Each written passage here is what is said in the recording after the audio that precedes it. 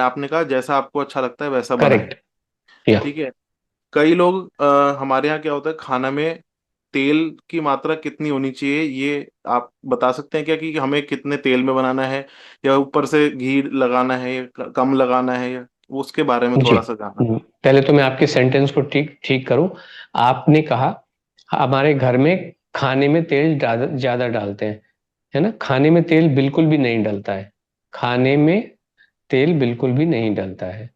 आपकी रोटियों में तेल डल रहा है, आपके चावलों में तेल डल रहा है, आपके दाल में तेल डल रहा है? नहीं डल रहा। तेल डलता है सब्जी में, खाने में नहीं डलता, सब्जी में डलता है। And sabzi is only 1/4 of your meal. ठीक है। हम्म। चावल में कोई तेल नहीं, कोई घी नहीं। नहीं, अगर आप उसमें उसके कुछ नहीं। साथ खिलवाड़ करोगे तो बस फिर तो गड़बड़ है ना? बिल्कुल बिल्कुल। रोटी पे आप क्या कर रहे हो, केवल घी उस पे चुपड़ ले रहे हो। अगर उसको डुबोगे घी में बाटी की तरह तो एक अलग बात हो जाती है, तो चुपड़ी रोटी तो बनती है ना? जी तो जी इसमें जी तेल का सवाल नहीं आया। डू यू एग्री विद जी दिस? जी है ना? बिल्कुल। तो ठीक। दाल में आप सिर्फ तड़का मारते हो, वो भी देसी घी का तड़का मारते हो, तो वहां पे तेल हाँ। नहीं होता है। ठीक है। जी। तो हमारे खाने में तेल नहीं है, ये अपभ्रंश लोगों ने कह रखा है। मोदी जी भी कह रहे हैं तेल कम करो। अब सब्जी मान लो आप 400 ग्राम जतिन बाबू 400 ग्राम खाना खाएंगे जिसमें 100 ग्राम सब्जी है। 100 ग्राम हम्म सब्जी में कितना तेल हो सकता है? कितना तेल हो सकता है? क्या बह रहा है तेल? तेल में हम्म। सब्जी होती है कि सब्जी में तेल होता है? आप खुद ही बता दीजिए। सब्जी में जी तेल होता है ना? बिल्कुल सर।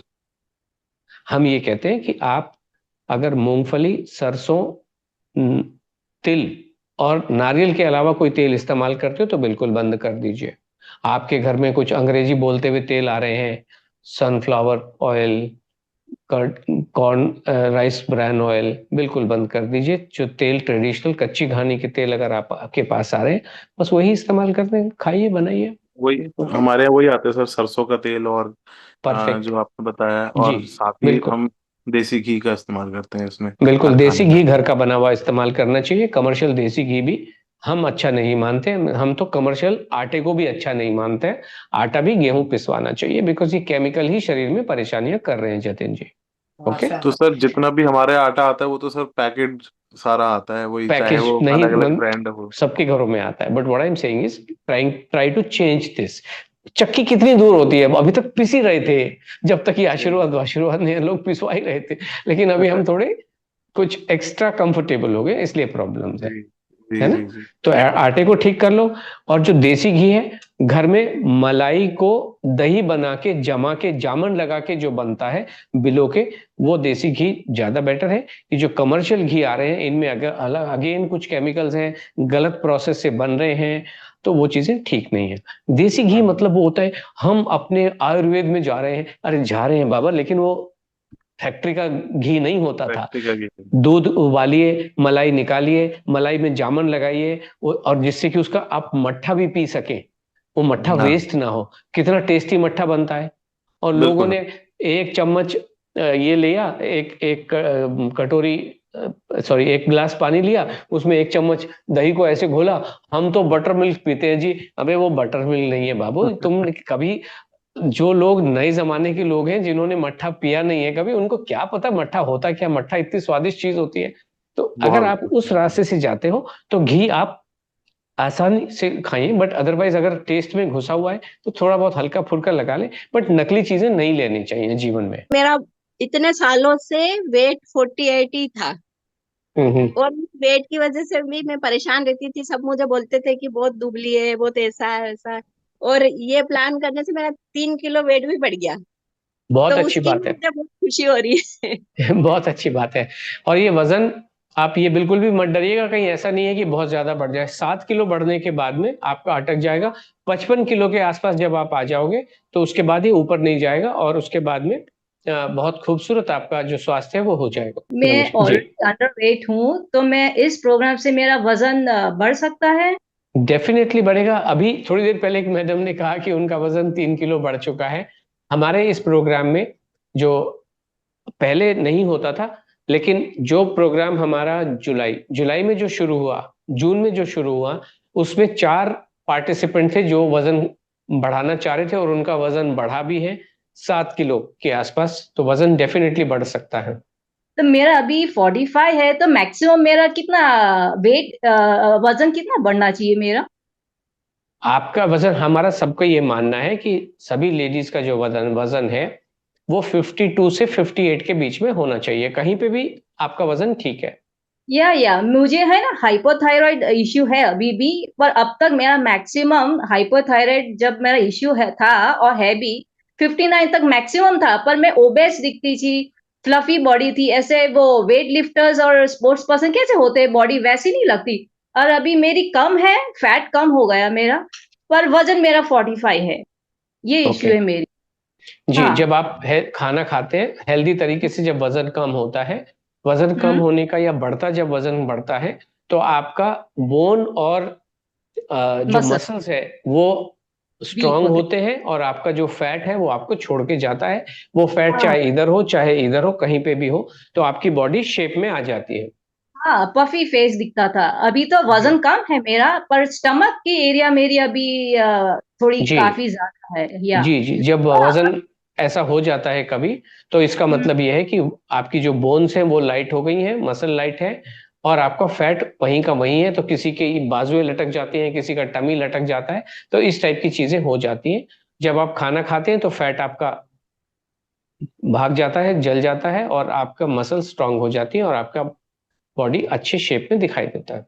हाँ, पर मेरी अभी इश्यू क्या है, गैस्ट्रिक इश्यूज है, जो ब्लोटिंग और बेल्चिंग वो, और एपेटाइट इश्यूज है मेरे गैस्ट्रिक, वो जानिए तो हम इस हम काम किस पे कर रहे हैं, मैं बार बार यही कह रहा हूँ, चाहे वो पॉडकास्ट में चाहे वो यहाँ पे, हम हम्म। आपके डाइजेस्टिव सिस्टम पे ही काम करते हैं।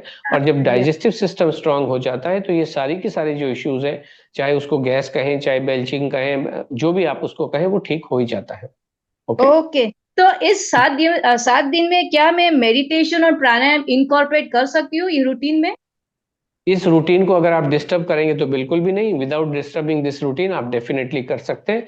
हमारा ये मानना है कि 5 बजे से पहले आपको बिल्कुल भी नहीं उठना चाहिए। 7 घंटे की अनडिस्टर्ब्ड स्लीप आपको सोनी चाहिए। ओके। ओके, दिन में मेडिटेशन था, मैं विपश्यना 2 घंटे करती हूँ, वो तो ड्रॉप कर दूंगी। ओके, पर प्राणायाम भी नहीं चलेगा? कितने बजे करते हो आप? मैं सुबह 7 से 8 सात विपश्यना से कर। आठ करते हो तो फिर आप अगर के बाद में, अब 7 से 8 में कोई प्रॉब्लम नहीं है, बट देन 8 बजे आपको खाना खा लेना होगा, नाश्ता कर लेना होगा। या तो नहीं, वो तो मैं एडजस्ट कर, पर वो नहीं, कोर संबंध में आना चाहिए, मतलब मैं कभी भी कर सकती हूँ, ऐसे कोई फ्लेक्सिबल है वो मेरा, हाँ ऐसा फिक्स बिल्कुल नहीं है। आप कर ले, कोई मतलब इस प्रोग्राम के साथ में क्लैश नहीं करना चाहिए, वो दैट हाँ शुड नॉट हाँ, या हैपन। वो टाइमिंग्स में मेंटेन करके ये मैं बैलेंस कर सकती हूँ, मुझे कोई इश्यू बस नहीं है बस वैसे। बस, परफेक्ट परफेक्ट। अगर आप साढ़े तो छः से इस और समझ में आ गया जी मुझे। जी, तो सुबह लेकिन खाने में कार्ब्स और प्रोटीन्स होने चाहिए, मुझे तो ऐसा दिख रहा है सुबह हम नाश्ते। हम इन सब चीजों में, हमें ये शब्द मालूम नहीं है। ओके। जो भी लोग ऐसी बात करते हैं, सॉरी टू यूज, हम उनको गधा बोलते हैं, डंकी मानते हैं। बिकॉज हम ये कहते हैं, कि वो चीला आप हम मना कर रोटी रहे हैं, रोटी को, वो हम ये कहते मीन हैं रोटी को रोटी समझ के खा लो, चावल को ओके। चावल समझ के खा लो, दाल को दाल समझ के खा लो। जो हाँ भी हाँ। लोग इस तरीके की हरकतें करते हैं, हम्म। कि जो नॉनवेज खाने वाला को कभी भी चिकन को डेड बॉडी मान के नहीं खाता है ना, तो मेरे को हम्म। क्यों बता रहे हो बॉस कि ये जो तुम जो खा रहे हो ये कार्बोहाइड्रेट खा रहे हो? किसको पता गेहूं में कार्बोहाइड्रेट होता है? मैं कहता हूँ नहीं होता है कार्बोहाइड्रेट। मैं तो बहुत लेबोरेटरी से पूछता हूँ, मुझे प्रूव करके दिखाओ इसमें कार्बोहाइड्रेट। किसी में हिम्मत नहीं, दुनिया में किसी भी व्यक्ति में हिम्मत नहीं है जो मैं रोटी लेके जाऊं और मुझे उसमें कार्बोहाइड्रेट नाप के दिखा दे, या मुझे उसका माइक्रोस्कोप में स्ट्रक्चर दिखा दे कि ये कार्बोहाइड्रेट है। ये कुछ नहीं होता। ये पागल बना के रखा है इन्होंने, जिनको आपको प्रोडक्ट बेचने होते हैं वो आपको कोई भी उल्टा सीधा बोल के आपको कहते हैं तुम्हारे जीवन में प्रोटीन नहीं है, तुम्हारे जीवन में कार्बोहाइड्रेट नहीं है, ये नहीं है वो नहीं है। अरे बॉस कोई फायदा नहीं है। तो मेरे आपका थायराइड कोई कल्याण कर पाया क्या अंग्रेजी बोलने वाले लोग? कहाँ, कुछ भी नहीं हुआ अभी तक। तो फिर मत बोलो ये शब्द। आप खाना खा लो हाँ, ना, नहीं, खाना मैंने खा लो। इसलिए पूछा, क्योंकि चीला मना किया ना, तो उसका रीजन क्या चीला था? चीला जहर है, जहर है, पॉइजन है। मैं तो बहुत सारी चीजें, आप पूछोगे काजू बादाम क्यों मना करते हो, नहीं खाने हैं। ये प्रोग्राम एक्सपीरियंस बेस्ड है। जो आपको काजू बादाम खिला रहे जीवन में कल्याण कर रहा है क्या? अभी मैकेडोनियन नट आ गए, फिर इजिप्शियन नट आ गए, सबको प्रोडक्ट बेचने हैं बॉस अपने। रीजनल और सीजनल खाना चाहिए, इतना तो मैं समझ गई हूँ। कुछ नहीं, रीजनल सीजनल ये सब पागलपन की बातें हैं। अगर मान लीजिए पाइनएप्पल आसाम में उगता है तो क्या महाराष्ट्र वाला पाइनएप्पल नहीं खाएगा? क्यों नहीं खाएगा? अगर नासिक में अंगूर उगता है तो जैसलमेर वाला अंगूर क्यों नहीं खाएगा? ये कुछ अंग्रेजी बोलने वाले लोग इस टाइप के शब्द बोलते रहते हैं, रीजनल खाओ, सीजनल खाओ। ये सीजनल किसी जमाने में होता था? आप मुझे बताइए अंजू जी, आप कौन से शहर में रहती हो? मैं नासिक से बोल रही हूँ। नासिक से रहती हो। आपको पता है कंट्री का नाम मालदीव्स है? हाँ मालदीव्स मालूम है ना? उस हाँ, मालदीव्स में कुछ भी नहीं उगता है, कुछ भी नहीं उगता है, तो वो कुछ भी नहीं खाएंगे वहां के लोग? ओ राइट आपकी राइट राइट। विचारधारा आपकी विचारधारा वाले लोग वहां पे बैठ गए तो कुछ भी नहीं खाएगा वहां पे? कुछ उगता ही नहीं, वो उग सकता ही नहीं है वहां पे, कुछ भी नहीं उग सकता है। अभी क्या करोगे? ना वहां पे ना, ना वहां पे रीजनल है, ना वहां पे सीजनल है, ना वहां पे लोकल है। अभी क्या करोगे? पानी है राइट। समुद्र का, पानी पियोगे? हाँ हाँ, है ना? तो हमें या तो या अभी तो इसलिए ये सब बातें बेकार हैं। जिन लोगों को अंग्रेजी हम्म बोलनी होती है वो बोलते हैं, लोगों को बनाते रहते हैं। देखिए किसी जमाने में क्या होता था, सीजनल चीजें होने से सस्ती होती थी।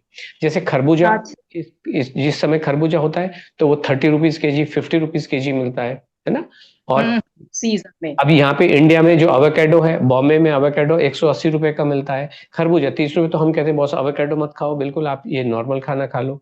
आपको हम कहेंगे अंगूर हम्म खा लो, अमरूद खा लो, आप तो fruit capital of the world में बैठे हो, कितने खूबसूरत फ्रूट आपके यहाँ मिलते हैं, तो खा लो वहां पे। दैट्स व्हाट वी से। रीजनल हम्म, फीजनल कुछ नहीं होता, ये सब बेकार की बातें हैं, जो मिल रहा है खा लो। यहाँ बम्बई में तो या पता ही नहीं चलता है, बॉम्बे में कुछ पता नहीं चलता है कौन सी चीज रीजनल है, कौन सी सीजनल है। एप्पल ही 5 प्रकार के रखे होते हैं, ये ऑस्ट्रेलिया हाँ, का है, ये न्यूजीलैंड का है, ये शिमला का है, ये कश्मीर का है, ये नागपुर का है, ये फलाना। अभी क्या खाऊं? खाऊं क्या? या सब खाओ सब खाओ। जब मैं आसाम में बैठा हुआ था, आसाम में तो जो फ्रूट होते हैं, अभी क्या मैं अंगूर खाऊंगा ही नहीं नासिक के? अभी मुझे बताइए, खाऊंगा नहीं? वहां पे खाएंगे वहां पे आसाम में जो जो नागपुर के संतरे मिलते हैं, इतने खूबसूरत संतरे, में खाऊंगा नहीं? बिल्कुल। तो ये इसलिए खा लो, हम कह रहे हैं खा या लो, है ना? Understood understood. जी, thank you so thank much you. Anju ji.